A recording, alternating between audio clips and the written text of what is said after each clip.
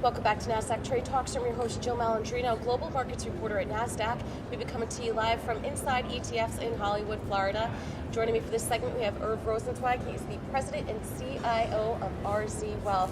We're going to focus on direct indexing, but before we get into that, Irv, thank you very much for joining me. Sure. As always, you have always attended this event. Big advocate for the industry.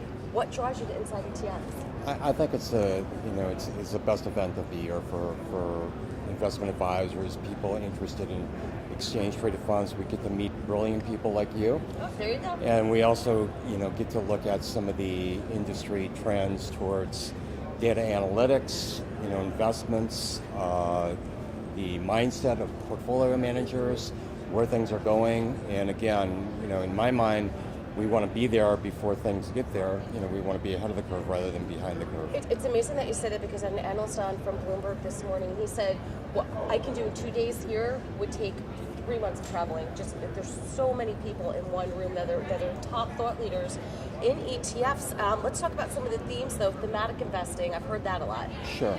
Yeah, last year I think that was a huge trend. It's still prevailing. I mean, now you're artificial intelligence, robotics, things of that nature. I think the big thing that came out of this year, it's got a new label. I've been using it for many years, but they call it direct indexing. Mm-hmm. And in that regard, we'll get into that a little bit, right, based on your questions. But again, what we're looking at is again being able to personalize a portfolio based on somebody's biases, their fear factor, their risk tolerance, and you can incorporate a lot of different things into it, like factor investing and things like that. So what is direct indexing?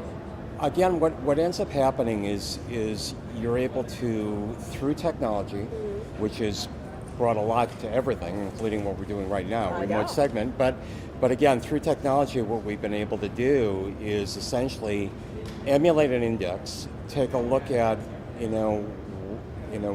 including these factors, and maybe removing certain overlaps to sectors or particular stocks for whatever reason. It could be the fact that you're employed by a company, you have big stock options in that company, your pension's dependent on that company, you want to remove that from the index. So you're able to essentially have an index that may emulate something akin to the S&P 500 or a broader base index like the ACWI or whatever, and it does not have to be delivered in a wrapper. It does not have to be delivered in a mutual fund or an exchange traded fund type of vehicle. I mean, I learned there's over 3 million indexes at this.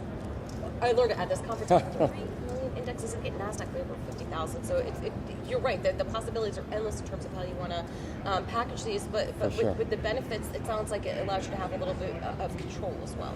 Yeah, again, you can include your biases. You can take a look at social governance and social consciousness can be a part of it. We actually created a portfolio in conjunction with one of the companies that was named here at the conference, Just Invest. Vijay Rao is the chief investment officer. So he and I were talking, and we created a portfolio for one of the charitable trust vehicles that I work with a client of mine. And we were incorporating in social consciousness, but we were also looking at factor investing. Now, the charitable trust is going to be a tax shelter vehicle, but outside of that, one of the big pluses of direct indexing is being able to harvest tax losses. So you can come in with highly concentrated securities and use this broad-based, personalized direct index type of vehicle to realize losses and offset the gains and get you in a little bit more homogenized type of portfolio, so you don't have the sector risk or stock risk that you normally have. All right, and to wrap up here, how do investors access this type of investing, and why is it important to work with a registered investment advisor while doing this kind of investing? So, again, being able to interpret somebody's wants and needs and do it in an objective way, in a fiduciary manner, and also remove a number of conflicts of interest along the way. That's a plus of working with an RIA. And again, a good RIA is going to know the client hands down. They're going to know about their mindset, they're going to know about what they want for their family, what they want for themselves, the type of lifestyle, the type of biases. So they'll be able to help interpret what that client needs And then again, what you're able to look at are some of the biggest player out there is Parametric. Parametric is owned by Eaton Vance, and last year they hit $100 billion of assets. Oh, wow. So they are big. And you've got a couple of other players like Just Invest that are doing something similar to that with the same benefits, tax harvesting and things like that. All right, Irv, thank you so much as always for joining me. And thank you for joining me from Inside ETFs. I'm Joe Malandrino, Global Markets Reporter at Nasdaq.